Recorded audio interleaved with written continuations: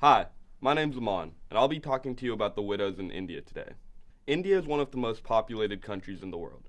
But what if I told you 40 million of those people lived invisible every single day, forgotten by society? This community I'm talking about happens to be the widows of India, the women who have lost their husbands at a young age and have been forced to go through a lifestyle of hardships and suffering. The widows in India are a large group that consists of two different types of people. The widows that live among other widows in ashrams or simple living in religious places, and the widows who are forced to live on the streets and hustle for a living. Now, out of these two options, the ashram sounds much better. However, the reality of the situation is these widows are forced to work 3 to 4 hours every day scrubbing floors just to get a single meal. And even then, they're forced to sleep on mats and hard floors, and they're viewed as ugly by society and completely forgotten and not allowed to live amongst the others. They're kicked out of their homes by their families, and this ashram is the only place to go. So this seems as if the best alternative for them after their families kick them out of their houses. The other option they have is living on the street where it is extremely unsafe for them. Every 34 minutes in India, a woman is raped. Every 43 minutes, a woman is kidnapped. Crime against women is the fastest growing crime in all of India. These women are not safe on the streets. They're forced into prostitution and forced to remarry at incredibly young ages in order to have enough money to even eat. The two options that these widows in India have are not great, and no matter where they choose to go, society chooses to look past them. They're even referred to as it and not her once they're widowed.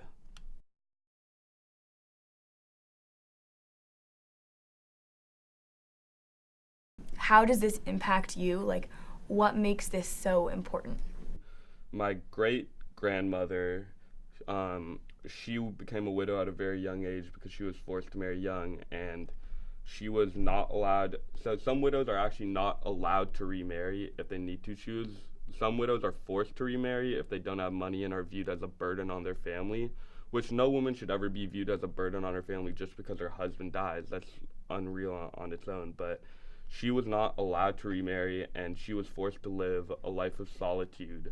And this is very personal to me because I would hate to think of my mother or my sister being forced to live a lifestyle like this because they were viewed as the reason their husbands died, or the reasons their husbands' sins ended up killing them. I don't believe that's fair. So for me to hear that my great grandmother had to suffer through that, it really impacted me, and I just felt I needed to say something about this because the fact that crime against women in India is still such a huge problem, it just means that enough change hasn't occurred. It's still being overlooked. So clearly this is a very important topic, and personally I didn't know anything about it until like our conversation. So I was wondering, how do you raise awareness on this subject? In my opinion, the younger generation needs to be the one to make the movement go. The impact in today's generation that social media has, you can have one 10-second viral video, start a GoFundMe, and have a $250,000 fund. Just like that. Our generation is so quick to come to support these groups. So really, I think making videos, using social media, and all of the new technology we have at our hand is the best way to go. That can exponentially raise awareness compared to any of the older methods.